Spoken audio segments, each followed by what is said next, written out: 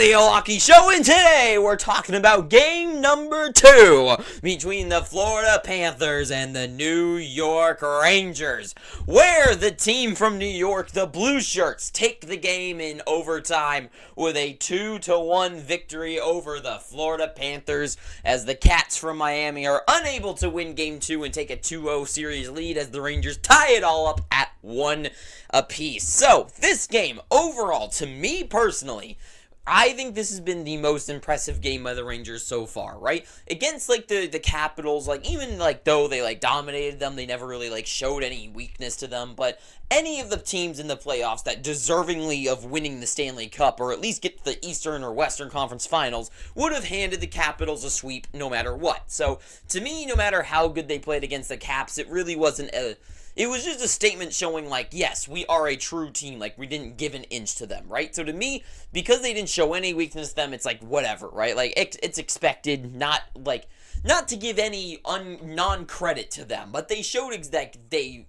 shouldn't not be taken for granted, right? But then against the Hurricanes, to me personally, they never really, whooped the Hurricanes. They never really showed them up. They never really had that, big game where I was like, oh my god, this team got every single piece down. But no, this game to me was the showing that the Rangers needed to give. They showed in a game 2, a vital game 2, before they go back to Sunrise. They go to Florida, where it's going to be the Cats' territory with a 2-0 series lead. They bounce back after an abysmal game 1, and they have an amazing, complete game.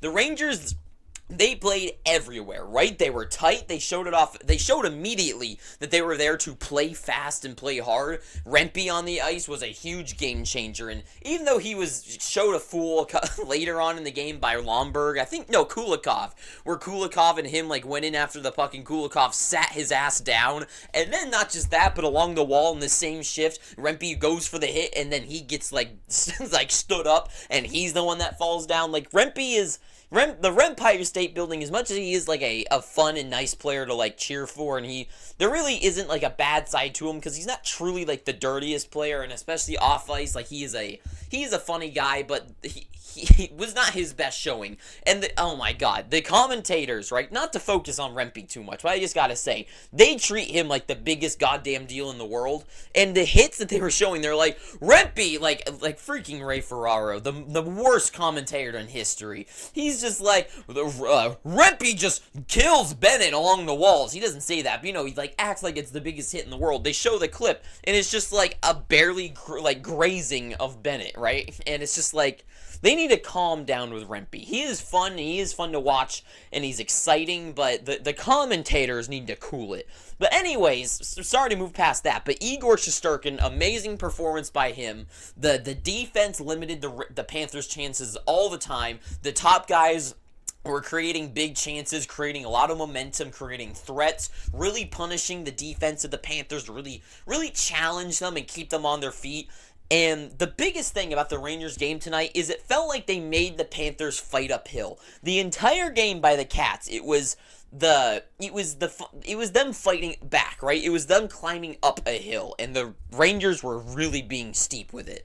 And overall, it was a very tight game, very competitive. The defense, the depth of the Rangers showing up. Guys like Cooley, just really underrated player, just who's really giving it his all, going in for hits, trying to make the good plays, dump the puck in deep, right?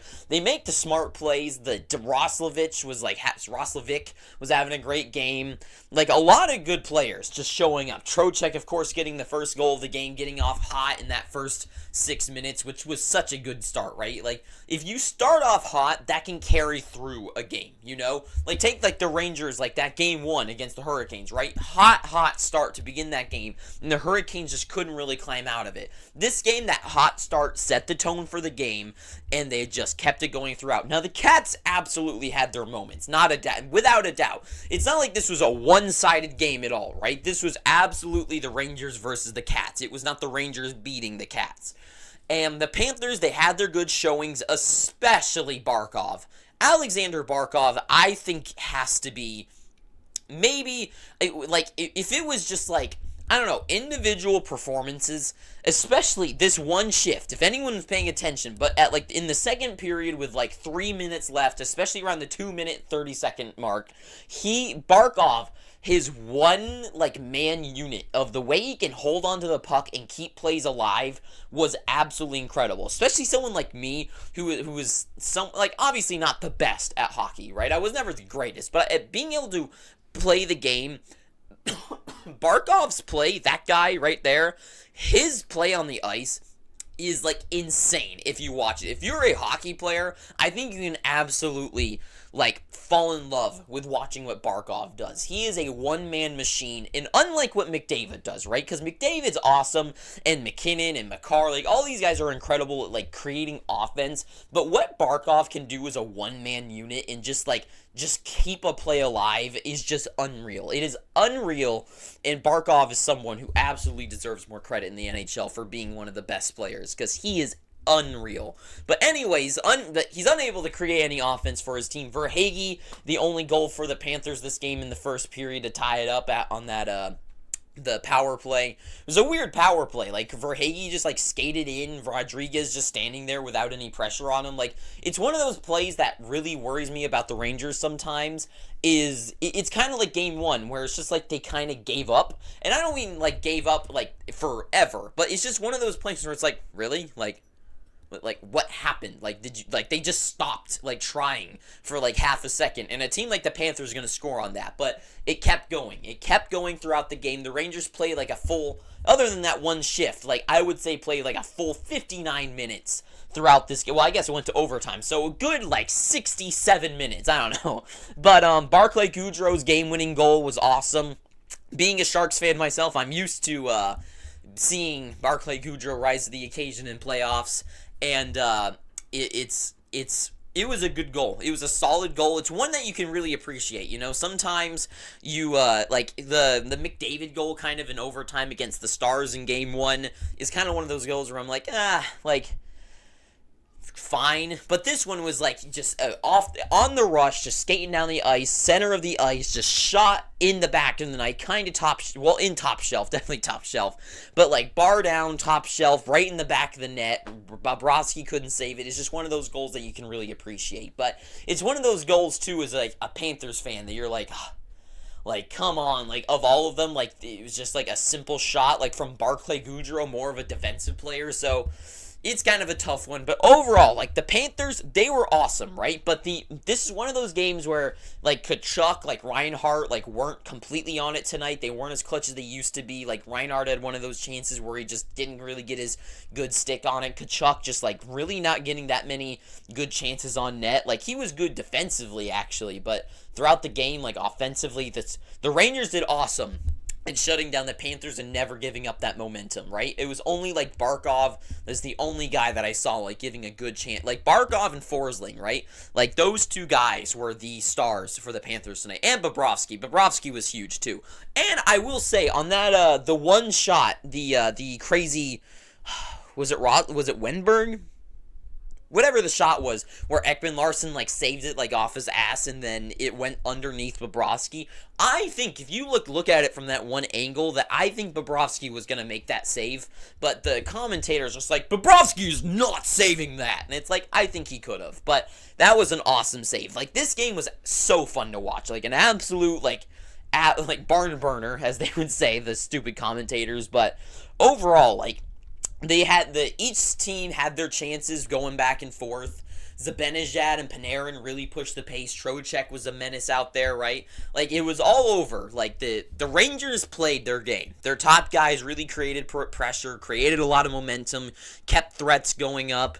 The depth of the Rangers was able to get on the ice and keep the momentum rolling while shutting down the Panthers, and they just didn't give an inch. And the Panthers, they're going to go back to Florida, and like, really, my biggest question is for this one, right? This was the Rangers' most impressive game so far, in my eyes. But their most impressive game won them in overtime, in a 1-2 game, right? To me, this was a game where the Panthers clearly were not, like, this was not the Panthers' best game, and this was the Rangers' one of their best showings, at least. And to me, it's a 2-1 win for them.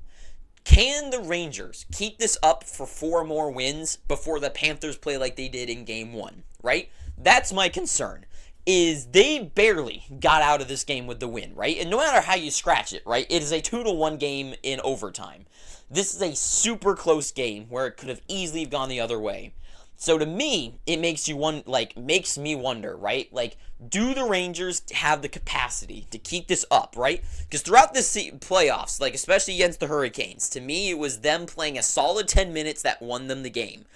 Can the Rangers keep up the 60-minute performance? That is my biggest question mark. Or, because the Panthers, we know they can play the full game. They played the full game tonight.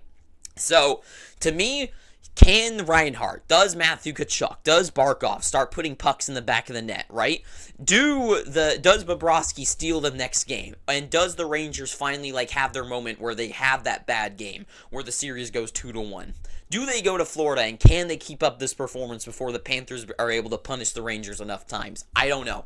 So for me currently, to me, still, I think this is going to go the Panthers' way. We know the Panthers can battle it out. We know they can go the distance in a series and come out on top, right? So to me, I still think this is the Panthers series to win, but I think Game 3 is going to be really telling. If Game 3, the Rangers can show that they can keep this competence going up and up throughout the series, I think they can win this one. But if they don't, that is what scares me. So Game 3, I think, is going to be a very, very telling game of where the series is going to go. But for me, awesome game for the Rangers. Absolutely, shutdown defense was great. Igor was incredible. The offense was rolling. The top guys did their job amazing. And just an awesome game. Awesome game to watch, no matter who you were. This was a fun game. You can't be mad about this one, right? There is nothing about this one where I'd be, upset. Other than if you really want to be stingy, I know, the rules of the NHL is, even if that was a high stick for the Barclay Goodrow goal, but it's, in the neutral zone, so it doesn't matter. But personally, was it a high stick? It definitely was. It was absolutely above his shoulders when he tapped the puck out of the sky. But it's one of those plays where it's do I think that would have changed anything? No. If he just, waits a second, if he waits a second and just, bats it down, gets it over, and then the puck gets back on his stick, do they still score that goal? I feel like they could have. But it is what it is. It doesn't matter. So that is all I gotta say. So thank you for watching this, made it this far. Please, I'm begging you, please subscribe. Please. And until next time, too sweet, have an amazing day, and ta-ta for now.